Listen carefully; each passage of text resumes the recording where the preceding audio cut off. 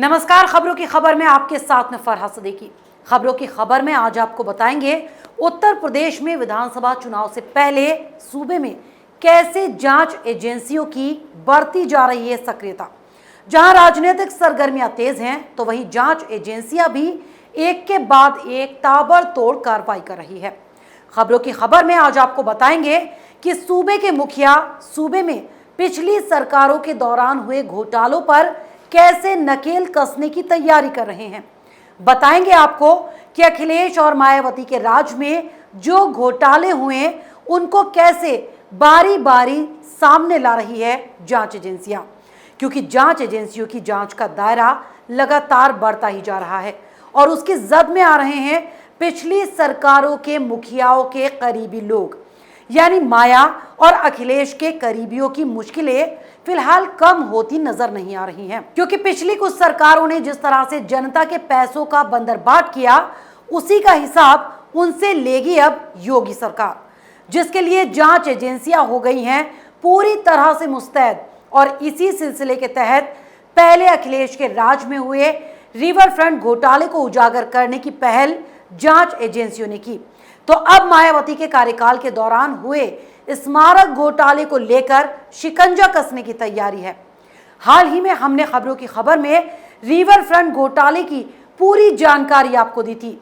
बताया था आपको कि यूपी के इस चर्चित गोमती रिवर फ्रंट घोटाले में सीबीआई ने क्या की बड़ी कार्रवाई और किसके किस ठिकानों पर मारे गए छापे, किन किन पर लगे इस घोटाले के आरोप, इसमें काम करने वाले इंजीनियरों ने क्या किया भ्रष्टाचार, और आखिर है क्या गोमती रिवर फ्रंट घोटाला जो करीब 1500 करोड़ रुपए का था।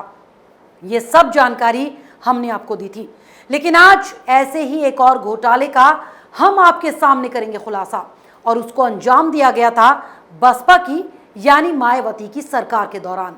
वो घोटाला है यूपी का स्मारक घोटाला, जिसकी जांच कराई बसपा की सरकार जाने के बाद सूबे में बनी अखिलेश यादव की सरकार ने, जो करीब 1400 करोड़ रुपए का था।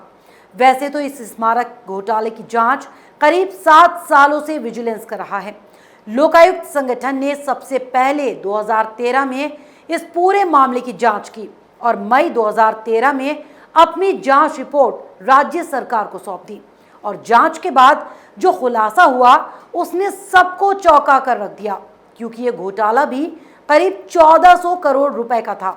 जिसके बाद विजिलेंस ने 1 जनवरी 2014 को लखनऊ के गोमती नगर थाने में स्मारक घोटाले में 199 आरोपितों के खिलाफ एफआईआर दर्ज करवाकर जांच शुरू कर दी थी। लेकिन इसमें जिन 2 पूर्व मंत्रियों के नाम सामने आए थे वो मायावती के बेहद करीबियों में से थे, और वो नाम थे नसीमुद्दीन सिद्दीकी और बाबू सिंह कुशवाहा, जो एफआईआर में भी नामजद हैं।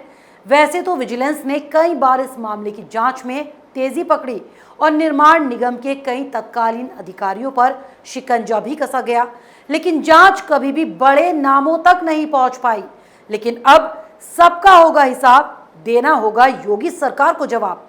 जी हां, बिल्कुल सही सुना आपने। अब विजिलेंस ने बसपा सरकार में मंत्री रहे नसीमुद्दीन सिद्दीकी और बाबू सिंह कुशवाहा को पूछताछ के लिए तलब कर लिया है, और उनसे ये पूछताछ इसी महीने में की जाएगी। और सिर्फ विजिलेंस ही नहीं, इस पूरे स्मारक घोटाले की जांच प्रवर्तन निदेशालय यानी ईडी भी कर रहा है।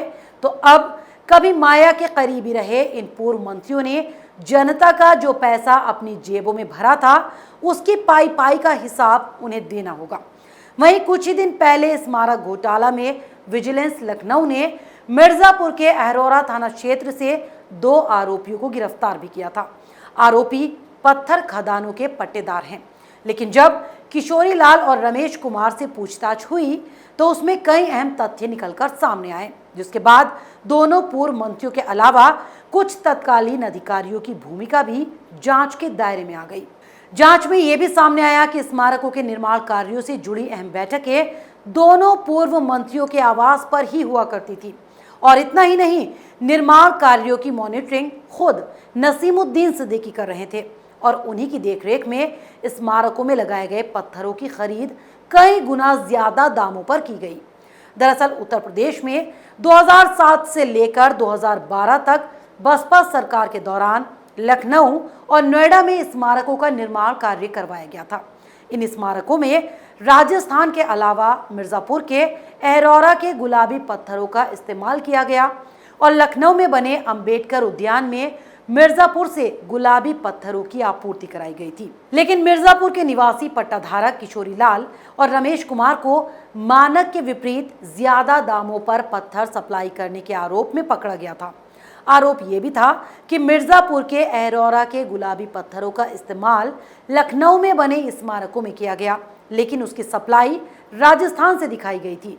यानी सपा हो या बसपा, दोनों ही सरकारों में कई घोटाले किए गए, लेकिन अब सूबे की योगी सरकार एक एक घोटाले का हिसाब ले रही है। जहां बसपा के शासनकाल में हुए चीनी मिल घोटाले की सीबीआई जांच ने बीते दिनों तेजी पकड़ी थी, तो वहीं जल निगम भर्ती घोटाले में सपा सरकार के पूर्व मंत्री आजम खान मुश्किलों में पहले से ही पड़े हुए हैं। तो सपा की सरकार के दौरान हुए खनन घोटाले की भी जांच सीबीआई कर रही है, जिसमें पूर्व मंत्री गायत्री प्रसाद प्रजापति जेल में हैं। तो खनन घोटाले में कई आईएएस अधिकारियों समेत सफेद पोशों की भूमिका भी जांच के दायरे में है और उन पर भी कार्रवाई की तलवार लटक रही है। तो ईडी भी इस मामले में जांच कर रही है और आरोपियों की संपत्तियां भी जब्त की जा रही हैं। जहां सीबीआई ने उत्तर प्रदेश में समाजवादी पार्टी के शासनकाल में हुए करीब 1500 करोड़ रुपए की गोमती रिवर फ्रंट योजना में घोटाले की एक एक कड़ी खोलनी शुरू कर दी, जिसमें हर रोज नए नए खुलासे हो रहे हैं। तो वहीं बसपा के कार्यकाल के दौरान हुए करीब 1400 करोड़ के स्मारक घोटाले में भी अब कई खुलासे होंगे। योगी सरकार पहले ही साफ कर चुकी है कि घोटाला किसी भी सरकार ने किया हो उसे बख्शा नहीं जाएगा।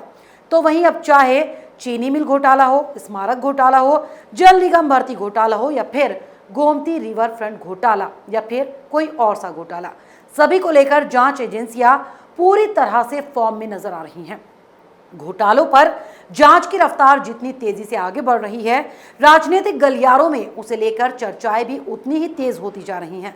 वैसे चर्चाएं तो होंगी ही, क्योंकि विधानसभा चुनाव नजदीक आने के बाद जिस तरह से रिवर फ्रंट घोटाले की जांच को लेकर विपक्ष सवाल उठा रही है, तो चुनाव से ठीक पहले एक बार फिर मायावती सरकार के शासनकाल में हुए स्मारक घोटाले का जिन भी बोतल से बाहर निकल आया, तो उस पर भी राजनीतिक गलियारों में हलचल तेज हो गई है, क्योंकि इस घोटाले को लेकर बहुजन समाज पार्टी के शासनकाल के 2 पूर्व मंत्रियों पर गाज गिरनी तय मानी जा रही है। तो अगर आपको हमारे प्रोग्राम पसंद आया तो इसे लाइक करें, शेयर करें और कैपिटल टीवी उत्तर प्रदेश को सब्सक्राइब करना ना भूलें। अगर आपको हमारा वीडियो पसंद आया हो तो इसे लाइक करें, हमारे चैनल को सब्सक्राइब करें और हाँ, बेल आइकन दबाना ना भूलें, ताकि आप तक हमारे वीडियो की नोटिफिकेशन पहुंचती रहे। आप अपना सुझाव हमें कमेंट बॉक्स में दे सकते हैं। हमारे साथ जुड़ने के लिए शुक्रिया। अगर आपको हमारा वीडियो पसंद आया हो तो इसे लाइक करें, हमारे चैनल को सब्सक्राइब करें और हाँ, बेल आइकन दबाना ना भूलें, ताकि आप तक हमारे वीडियो की नोटिफिकेशन पहुंचती रहे। आप अपना सुझाव हमें कमेंट बॉक्स में दे सकते हैं। हमारे साथ जुड़ने के लिए शुक्रिया।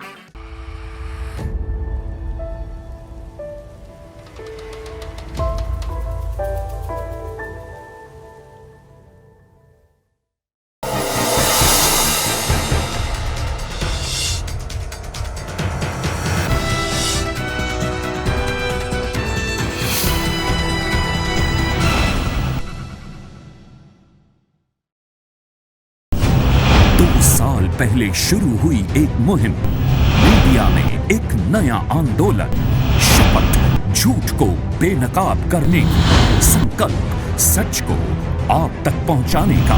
और इस क्रांति को मिला आपका साथ।